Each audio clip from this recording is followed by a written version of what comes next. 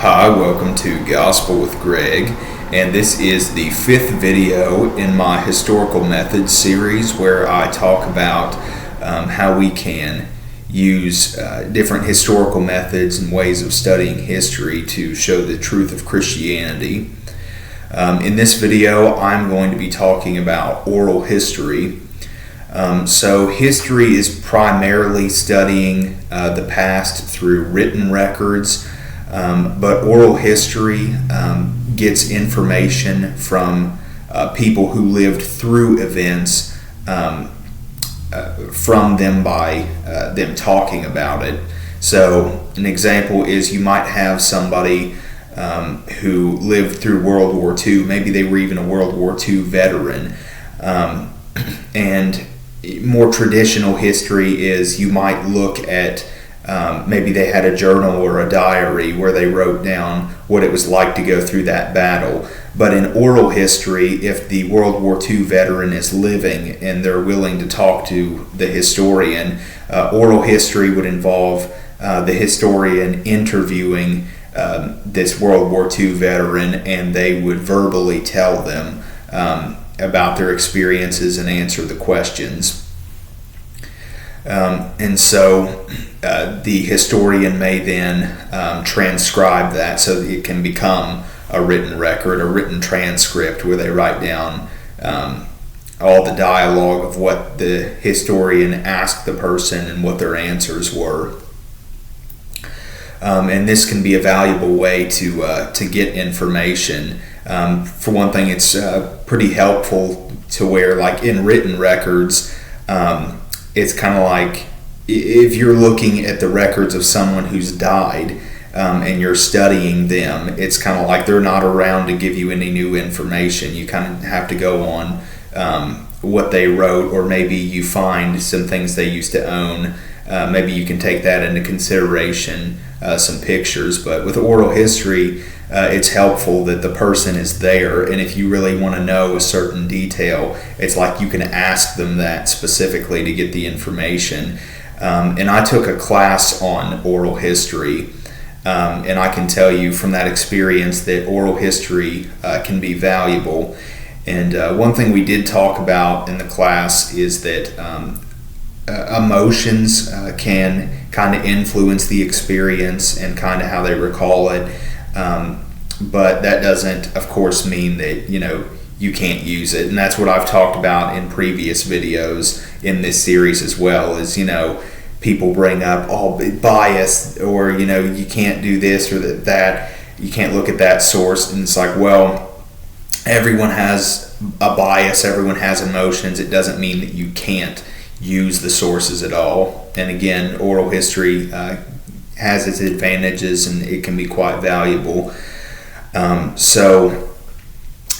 Something I wanted to talk about with this is the idea of using testimonies as oral history. So Christians will sometimes testify of what God has done in their life. Maybe they were miraculously healed of something. Maybe they were in a very troubling circumstance and they were miraculously delivered out of it by God. And so they will tell that to talk about how good God is and to share the truth of Christianity.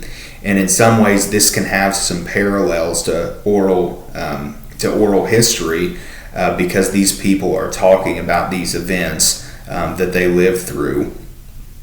And I actually was interviewed about my testimony. I have a video on this channel. It's about a half hour long where I was on a TV show where I was interviewed about my testimony. So the host asked me different questions about my life, and I answered them talking about my testimony. And so there you can kind of see a parallel in that way. And also when it comes to the testimony of Christians, is that if multiple people are there to see it, that ties into a theme I've talked about in a previous video of multiple sources can verify something. So I've talked about my testimony on this channel before. but a big part of it is that I died when I was born. I was too big for my mom to have, and I was dead pretty much when they delivered me. Was without oxygen for 6 minutes. They tried CPR, and that didn't work. They had given up the CPR and said, we've done all we can do. And it wasn't until after that God brought me back to life. My aunt was there, and she was praying in tongues for me, and that's when I came back to life. And so there were multiple people there that saw that. My mom and dad were both there. My aunt that was praying was there. I had an uncle who was at the hospital that he came in during this to see what was happening, so he saw some things. And I think there was at least a couple other family members that were either in the hallway or in the waiting room that, they kind of saw the urgency of people running in and out of the room. And I think they saw me being transported to another hospital, at least part of that. Saw the, kind of the urgency of it and how bad things were going for me, and that, and these people know me now and saw me grow up. So it's kind of like there are several people that can attest to that. So, when it comes to this theme of oral history, if there's anybody, when it comes to my testimony in particular, when I, was interviewed about it, or when I talk about things I've lived through, if people try to question, the validity of, of it, it's kind of like there's multiple people that you can, they can tell you the same story to kind of verify it.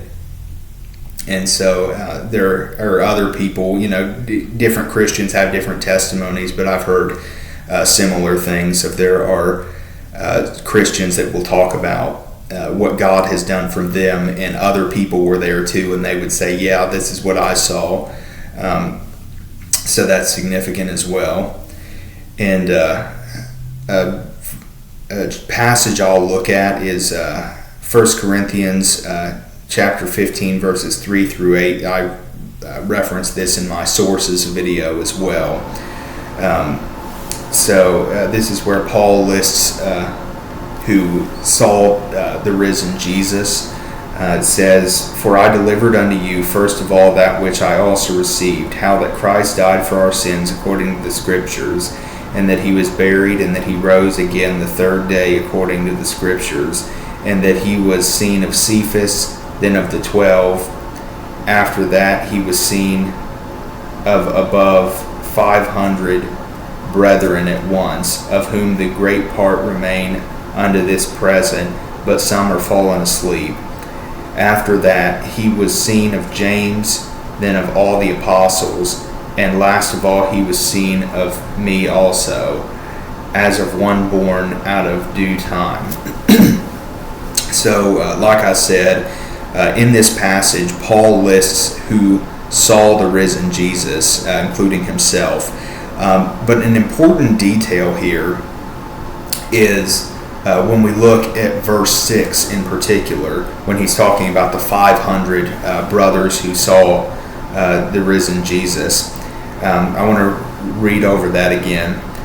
"And after that he was seen of above 500 brethren at once, of whom the greater part remain unto this present," which means several of them are still alive at the time of this writing, but some are fallen asleep, so some have died. So that's very significant, because you might ask the question, why would Paul, so this is again 1 Corinthians, so why would Paul be telling the Corinthians, a lot of these people are still alive, even though some of them have died? He is basically challenging them and saying, look, these people who saw the risen Jesus I'm talking about, they're still alive. If you need further corroboration with what I'm saying, go ask them, they'll tell you. And so in a way he was challenging them of like, these people will tell you verbally about this historical event in Christianity that they saw. And so we see that there of Paul is appealing to that of, talk to these people that lived through this, and also talking about the multiple people that saw it that were there. So overall, oral history can be a valuable way to get information, and this can be applied to Christian testimonies that point to the validity of Christianity and events in the Bible. So hope you found this interesting and informative, and until next time, God bless.